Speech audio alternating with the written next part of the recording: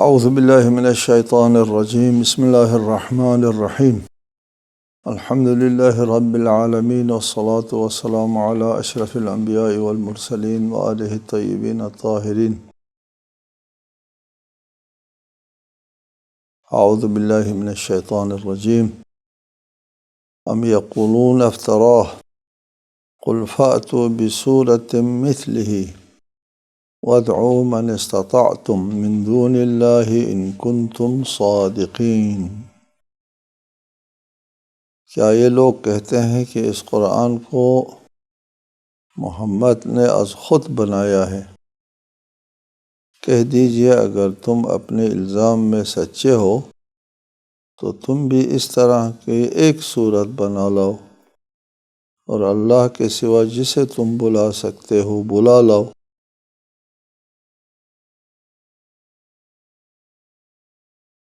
سورہ یونس آیت 38.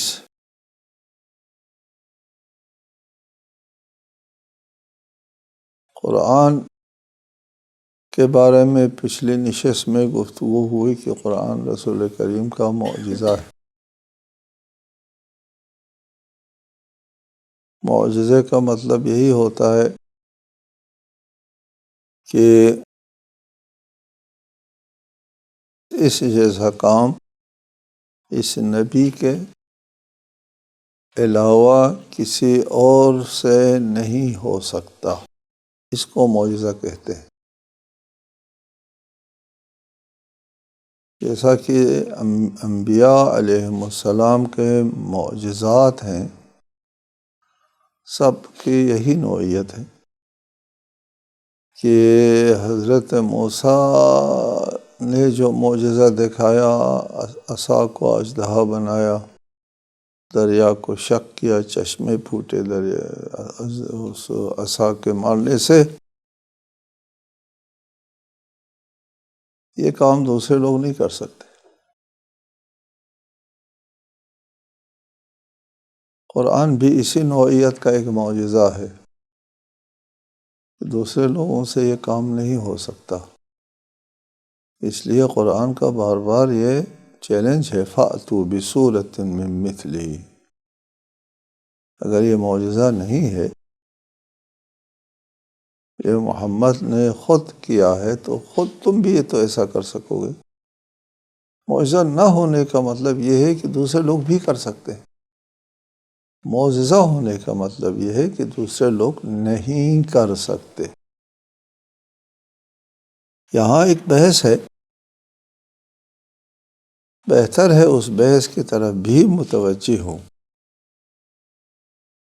کہ کیا معجزات طبیعتی قوانین کے دفعات کے مطابق رونما ہوتے ہیں یا طبیعتی قوانین کو توڑ کر معجزہ وجود میں آتا ہے. طبیعتی قوانین میں ایک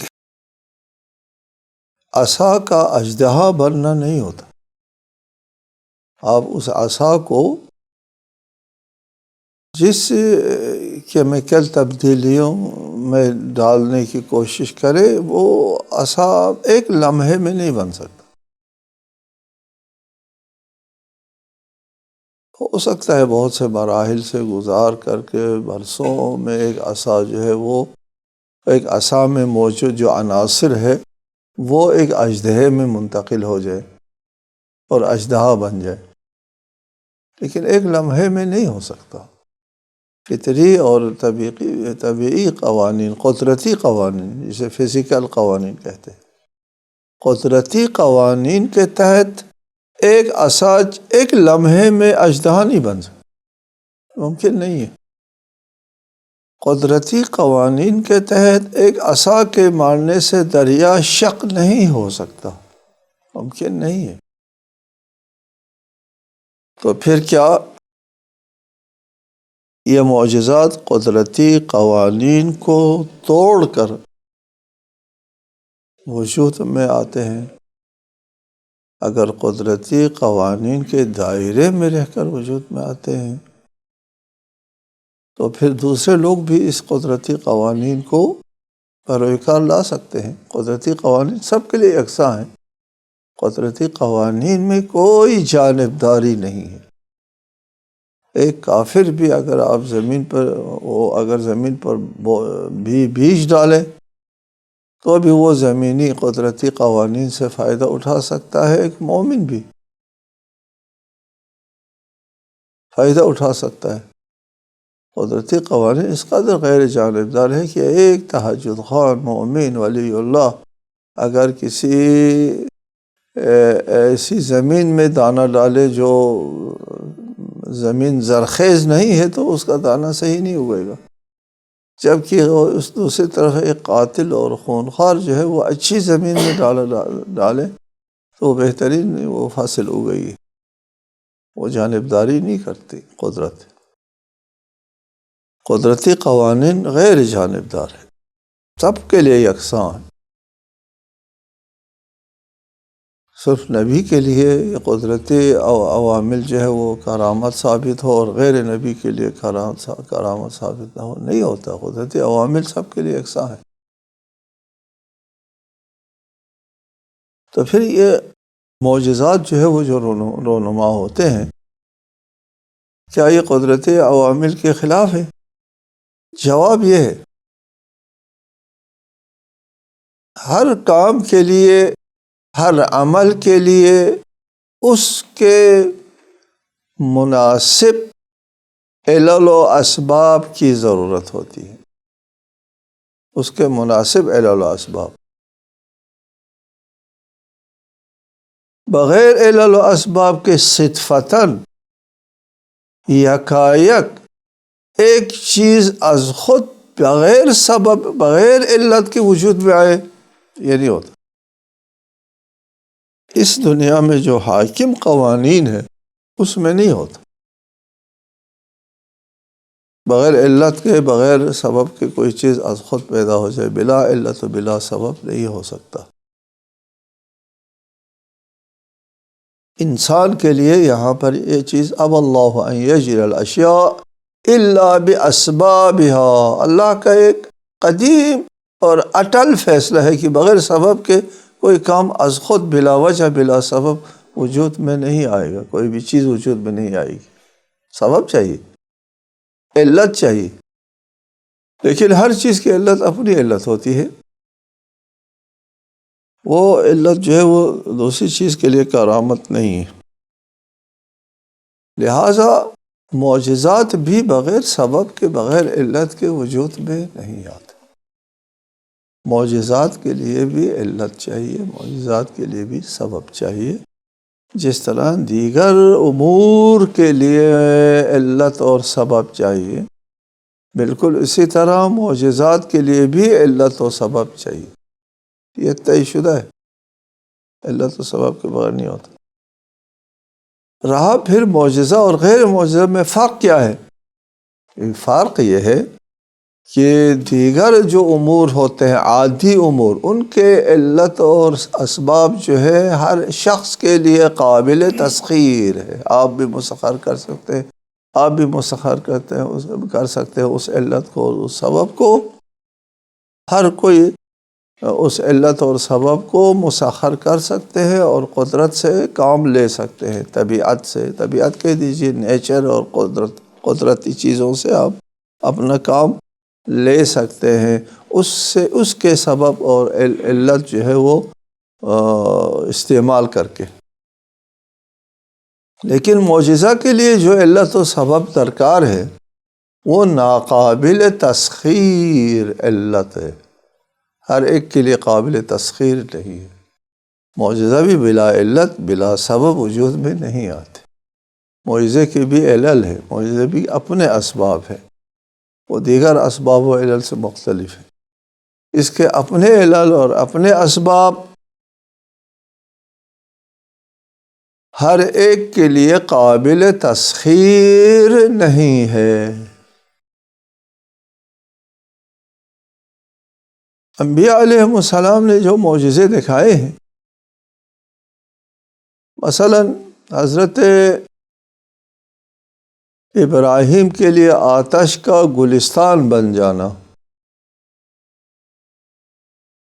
یہ اس وقت کے انسان کے لیے وہ قابل تسخیر نہیں ہے۔ آتش سے اس کی سوزش سلب کرنا ممکن نہیں ہے۔ آتش ہو اور سوزش نہ ہو، نہیں ہوتا۔ ہو سکتا ہے کسی زمانے میں لوگوں کے لیے بات ممکن ہو، اس میں جو آتش کے جو عناصر ہوتے ہیں ان عناصر کو ختم کرے، ایک عنصر کو، دو عنصر سے آتش وجود میں آتے ہیں، معلوم ہے سب کے لیے، ہر طالب علم کو پتہ ہے، ان دو عناصر مل کر کے وہ آتش وجود میں آتے ہیں، ایک عنصر کو ختم کرو وہ سوزش ختم ہو جائے گی۔ لیکن اس علت اور اس سبب کا تسخیر کرنا نمرود کے زمانے کے لوگوں کے لیے ناممکن تھا، وہ معجزہ ہو گیا۔ اگر آج یہ تسخیر کرنا ممکن ہو جاتا ہے تو پھر معجزہ نہیں ہوگا۔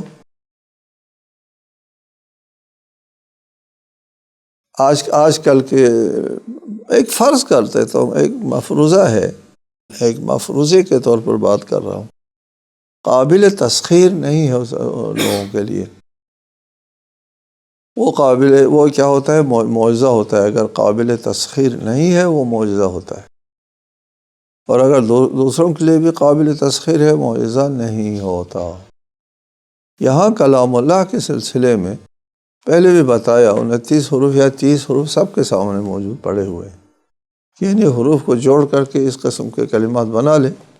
مواد موجود ہے، مٹیریل موجود ہے، یہ حروف ہے، الف سے لے کر یہ تک، ان حروف کو آپ کے سامنے بھی رکھتے ہیں، ہر ایک کے رسائی میں ہے یہ حروف، انہیں کو جوڑ دیں، جوڑ کر کے بہترین کلمات بنا دیں۔ چنانچہ لوگوں نے کوشش بھی کی ہے قرآن کا مقابلہ کرنے کے لیے۔ پہلے بھی بتایا قرآن کے 2 معجزے ہیں، اور ایک اس کے فصاحتی پہلوں میں معجزہ ہے، اور دوسرا اس کے معانی اور مطالب کا۔ وہ فصاحتی الفاظ کی فصاحت اگر کوئی پیش کر سکے تو معانی وہ بھی نہیں کر سکتے، معانی کا تو ممکن نہیں ہے۔ ایک مسیحی نے کوشش کی ہے قرآن کا مقابلہ کرنے کی، الحمدللہ رب العالمین کا مقابلہ کرنے کی، الحمد للرحمن ملک الدیان لک العباد و بک الاستعان اہدنا صراط الایمان۔ ایک کتاب ہے ہمارے ناظرین کی افادیت میں ہو سکتی ہے، وہ بہت مفید کتاب ہے، البیان فی تفسیر القرآن۔ اس میں کتاب البیان فی تفسیر القرآن، اردو ترجمہ بھی ہے، اس میں اس چیز کا ذکر ہے، اس مقابلے کا ذکر ہے، اور پھر بحث کی ہے، الحمد للرحمن ملک الدیان لک العباد و بک الاستعان، الحمد لرب الاکوان، رب العالمین کی جگہ رب الاکوان رکھا ہے، عالمین اور اکوان میں بحث کی ہے۔ مقابلہ نہیں ہو سکا، لفظی اعتبار سے بحث کی ہے، مقابلہ نہیں ہو سکا۔ اس سے پہلے بہت سے لوگوں نے کوشش کی ہے مقابلہ کرنے کی، نہیں ہو سکا۔ انہی حروف کو جوڑ کر کے اس قسم کی عبارت جو ہے وہ، اس قسم کی ترتیب جو ہے وہ ممکن نہیں ہے۔ ام یقولون افترا قل فأتوا بسورۃ مثلہ، اگر محمد نے افطرا کیا تو تم بھی افطرا کرو۔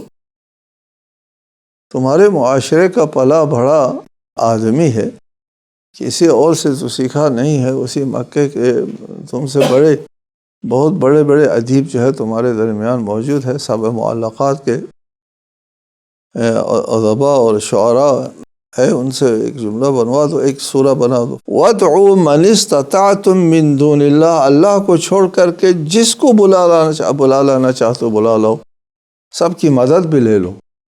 تم خود نہیں بنا سکتے ہیں تو اور دیگر لوگوں کی، جزیرۃ العرب کے لوگوں سے نہیں بن سکتا ہے تو اس کے باہر کے لوگوں سے بھی کمک لے لو، مدد لے لو۔ ان کنتم صادقین، اگر تم اپنے اس دعویٰ میں سچے ہو کہ یہ خود ساختہ ہے، تم بھی بنا لو۔ یہ چیلنج قرآن مجید کا صرف معاصرین کے لیے تو نہیں ہے، جیسا کہ پہلے بھی عرض کیا، یہ قرآن ایک ابدی دائمی معجزہ ہے، دائمی معجزہ ہونے کا مطلب یہ ہے قرآن کا چیلنج بھی دائمی ہے۔ قرآن معجزہ ہے ہر عصر اور ہر زمانے کے لیے، ہر نسل کے لیے، قیامت تک آنے والی نسلوں کے لیے قرآن اگر معجزہ ہے تو پھر یہ چیلنج بھی قیامت تک آنے والی نسلوں کے لیے کے سامنے یہ چیلنج رکھا ہوا ہے ہمیشہ۔ سب کے لیے یہ دائمی چیلنج ہے۔ ہر روز اس چیلنج کی آواز آ رہی ہوتی ہے تلاوت کلام پاک کے ذریعے۔ یہ دنیا بھر کے یہ چینلوں سے اور دنیا بھر کے قاریین قرآن سے، حافظین قرآن سے یہ تلاوت ہو رہی ہے۔ ام یقولون افترا قل فأتوا بسورۃ مثلہ، یہ چیلنج ہے، ہر وقت ہے یہ چیلنج ہے۔ اس فضا میں یہ آواز ہر وقت گونج رہی ہے، لے آؤ اس جیسے کوئی سورہ لے آؤ، ہر روز۔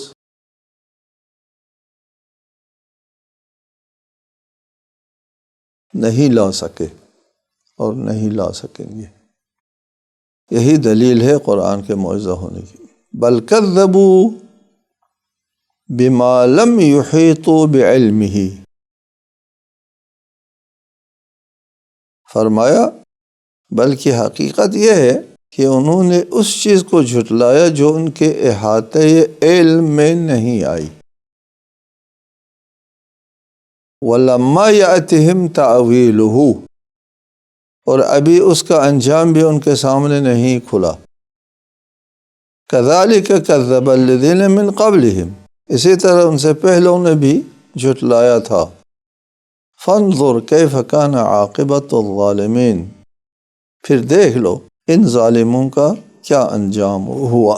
بلکہ حقیقت یہ ہے، یہ افتراء نہیں ہے من دون اللہ، اور نہ یہ لوگ قرآن کا مقابلہ کر سکتے ہیں، نہ قرآن جیسی ایک صورت بنا لا سکتے ہیں، نہیں کر سکتے۔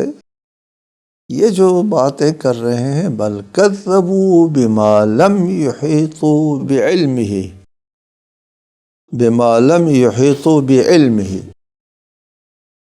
اس چیز کی تکذیب کی ان لوگوں نے جس کے اوپر ان کا احاطہ علمی نہیں ہے، جس کو یہ لوگ نہیں جانتے، اور جب نہیں جانتے ہیں تو پھر انکار کر دیا۔ جہالت کی بنیاد پر ان کا انکار ہے، نہ ان کی ان کو پتہ چلا ہے کہ اللہ کا کلام ہوتا تو ایسا ہوتا، اور یہ اللہ کے کلام کے مشابہ نہیں ہے، اللہ کا کلام اس طرح ہوتا ہے، ان کو علم ہو، اور یہ اس طرح نہیں ہے لہٰذا ہم اس کو رد کرتے، کچھ وہ جانتے نہیں ہیں۔ جہالت کی بنیاد پر ان لوگوں نے رد کیا ہے، نادانی کی بنیاد پر رد کیا ہے، کیونکہ جہالت جو ہے وہ بہت بنیادی چیز ہے حق کو مسترد کرنے کے لیے، حق کی ناسمجھی اور نافہمی کے لیے جہالت جو ہے بہت بڑی چیز ہے۔ ان لوگوں کا جو عمل جو ہے وہ جہالت کی وجہ سے ہے۔ بل کذبوا بما لم یحیطوا بعلمہ، علم نہ ہونے کی وجہ سے، جہالت کی وجہ سے ان لوگوں نے تکذیب کی ہے۔ یہاں پہ ایک حدیث ہے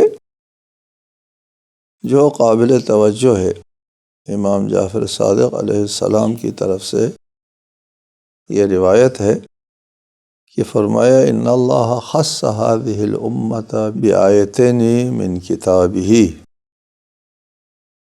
اللہ تعالی نے اس امت کو اپنے کتاب میں 2 آیتوں سے نوازا ہے۔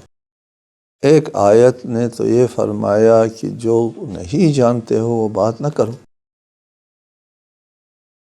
دوسری ہے وَأَن لَا يَرُدُّوا مَا لَا يَعْلَمُونَ، جس چیز کو نہیں جانتے ہیں اس کو رد بھی نہ کرو۔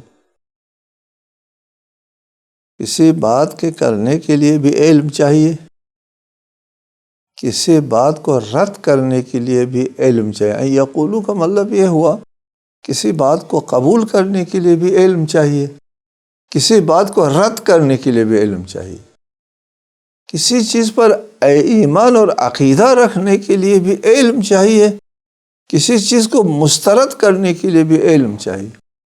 علم اس کا مطلب مفہوم یہ ہوا، وہ آیت، دو آیت یہ ہے، ثم قرأ لم يؤخذ عليهم ميثاق الكتاب ان لا يقولوا على الله الا الحق، کیا ان سے یہ عہد میثاق نہیں لیا گیا تھا کہ وہ اللہ کے بارے میں سوائے حق اور واقع کی بات نہ کرو؟ واقع وہ ہوتا ہے نا جو علم میں ہے، علم کے بغیر بات نہ کرو۔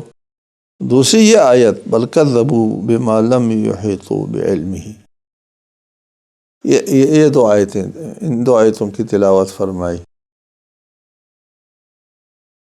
اس حدیث کا مطلب یہ ہے ان دو آیتوں کی روشنی میں کہ انسان کو کوئی عقیدہ قبول کرنے کا بھی حق نہیں پہنچتا اور کسی عقیدے کو مسترد کرنے کا بھی حق نہیں پہنچتا جب تک علم نہ ہو۔ جاہل کے لیے حق نہیں پہنچتا کوئی عقیدہ قبول کرے، اور حق نہیں پہنچتا کسی عقیدے کو رد کرے، نہیں حق پہنچتا۔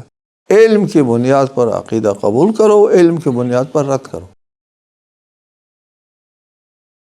یہ بنیادی اصول ہے، بنیادی اصول۔ علم کے بغیر اسلام کی حقانیت کی سب سے بڑی دلیل ہے۔ اسلام کے سارے توقعات علم کے ساتھ وابستہ ہے، واقع کے ساتھ وابستہ ہے، حقیقت کے ساتھ وابستہ ہے، ساری توقعات۔ یہ اسلام کی حقانیت کی دلیل ہے۔ اسلام مبنی پر حق ہے، اس لیے وہ حق کی دعوت دیتا ہے، حق کے ساتھ اپنی ساری توقعات وابستہ رکھتا ہے۔